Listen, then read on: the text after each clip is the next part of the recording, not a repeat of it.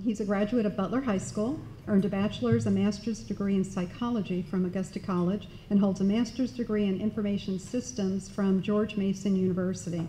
Please help me in giving a warm Rotary welcome to Charles Shaw. The esoteric title for my presentation is Transformation, Life and Landscape of Work in Progress. The more realistic one is A Fool and His Money, or Sin Separated, or Daylily Farming on Lumpkin Road. Believe it or not, this is literally the house that I grew up in on Lumpkin Road in Augusta, Georgia.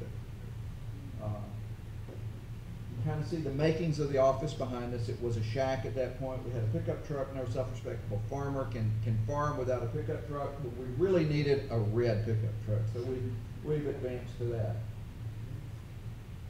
I foolishly stepped off the face of the earth. I thought that my mother knew more about daylilies, had more daylilies, but this was what, at the time, a 78, 79-year-old was able to do in terms of maintenance.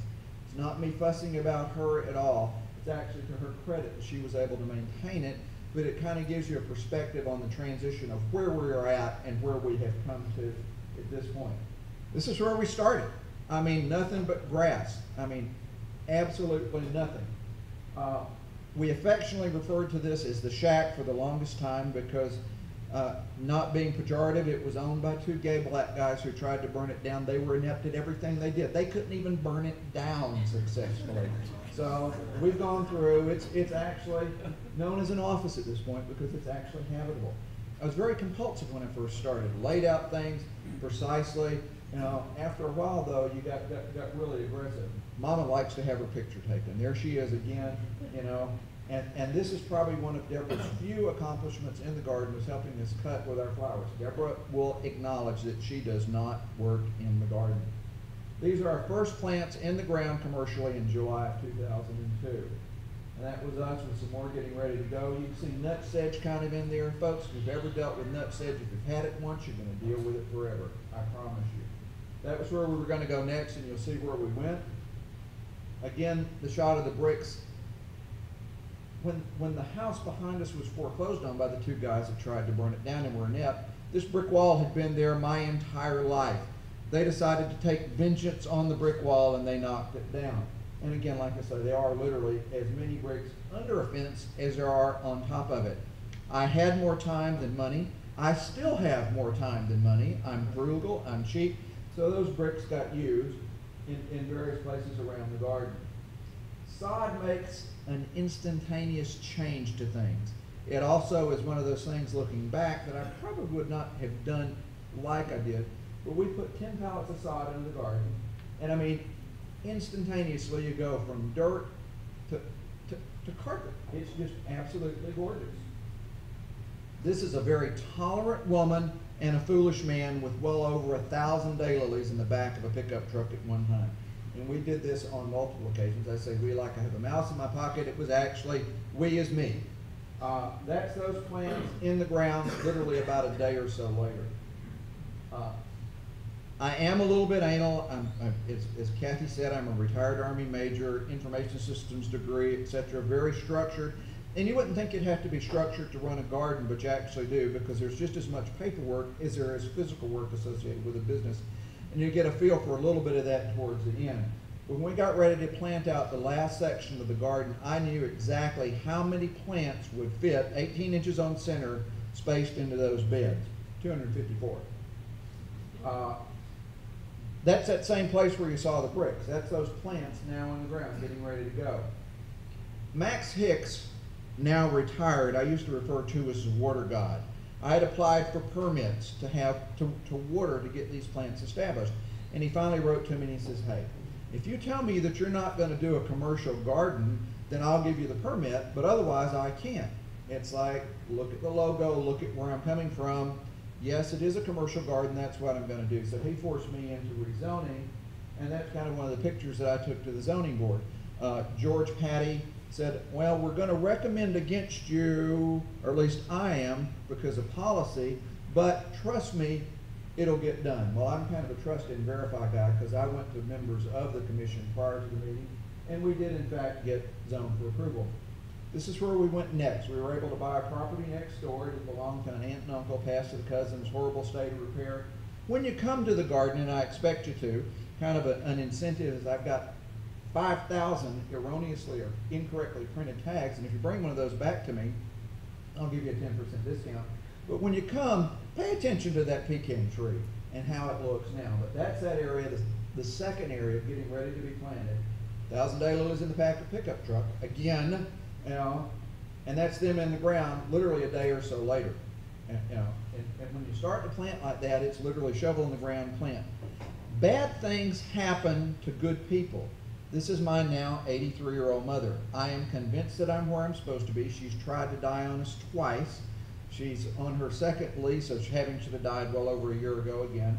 But, you know, she's okay. She's standing in front of a flower very aptly named Jolly Red Giant. Mama was 5'2" on her tallest days. We started shipping in 2004. We've got a website, and quite frankly, up until June, when we had a really big push in the garden, I'd say we were about 50-50 in garden sales versus mail order sales. Fast forward through the garden, April 17th, almost nothing. May 11th, color starting to come, but not much.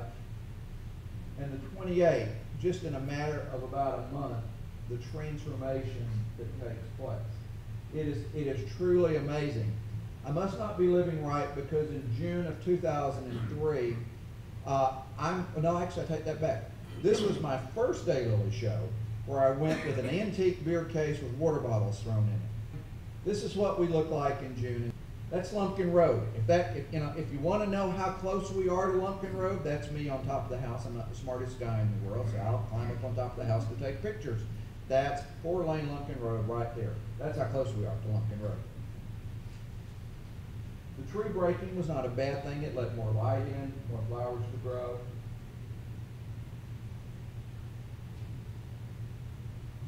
A little bit of everything, color-wise. The bricks, there they are. They're in the walkway. They're in the patio. You know, use it. Don't throw it away. Grass that went in, going over towards the office, if you come there today, now you'll find about an 8-foot wide wood chip path because the grass and the paths were too small, and you kind of learn over time. Note the opposite side of the fence there. We're going to see that transform here in just a minute.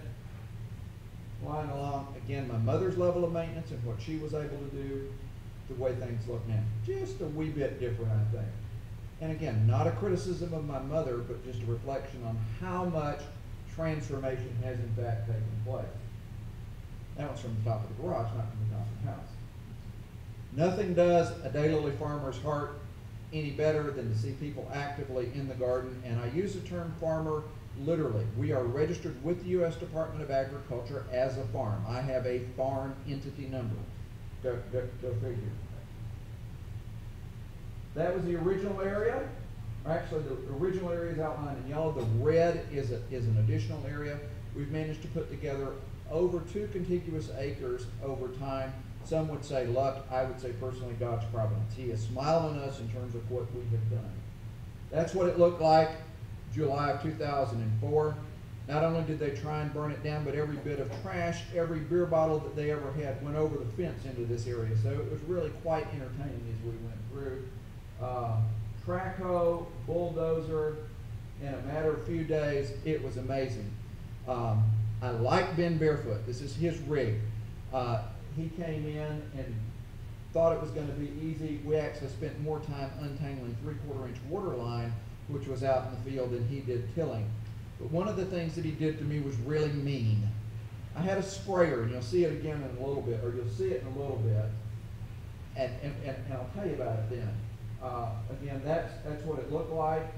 November 2004, flying through. A little bit of mulch, a little bit of wood chips. It's amazing, you know, what just a little bit can do in terms of making a pronounced difference. That's it, you know, in 2006 in full bloom.